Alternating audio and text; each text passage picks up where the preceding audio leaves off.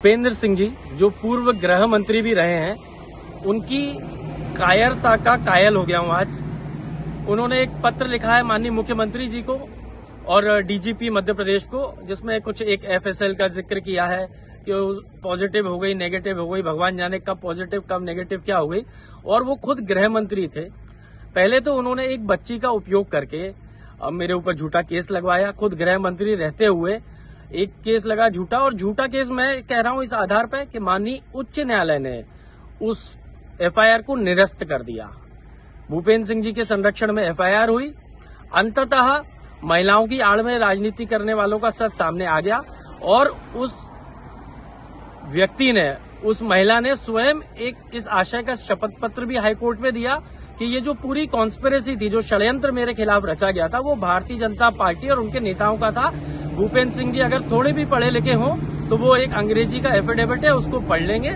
उसमें लिखा हुआ उनको मिल जाएगा कि ये बीजेपी की कॉन्स्पिरेसी थी। और उस बीजेपी के सदस्य भारतीय जनता पार्टी के सदस्य माननीय भूपेंद्र सिंह जी भी हैं। मैं समझता हूं कि ऐसे बच्चियों के आड़ में मत लगे, तो लड़ा करें, थोड़ा सा मर्द बने और सामने से लड़ने की आदत डालें। एक चीज हो गई।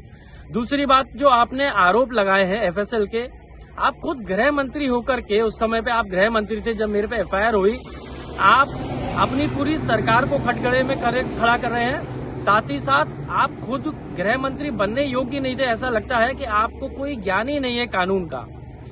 एक एफआईआर जिसको कोर्ट ने निरस्त कर दिया, हाई कोर्ट ने निरस्त कर दिया, क्या उस पर न्यायिक जांच हो सकती है? कौन न्यायालय करेगा भाई? हाई कोर्ट द्वारा निरस्त की गई एफआईआर की उनके नीचे कोई जांच कर सकता है न्यायालय? आप मुख्यमंत्री जी को पत्र लिख के ये जो लेटरबाजी कर रहे हैं, इससे कुछ नहीं होना। आपको सामान्य ज्ञान भी नहीं है, कैसे किसको क्या पत्र लिखा जाता है, क्या कानूनी प्रक्रिया होते हैं। मुझे लगता है आप ना गृह मंत्री बनने लायक थे और ना आप राजनीति लायक हैं। आप पहले सामान्य ज्ञान, पहले 8वीं 10वीं कक्षा में भर्ती लें और एक सामान्य ज्ञान पहले बटोरें कि क्या होती है, प्रक्रियाएं क्या होती हैं देश में, प्रदेश में और न्यायालय में।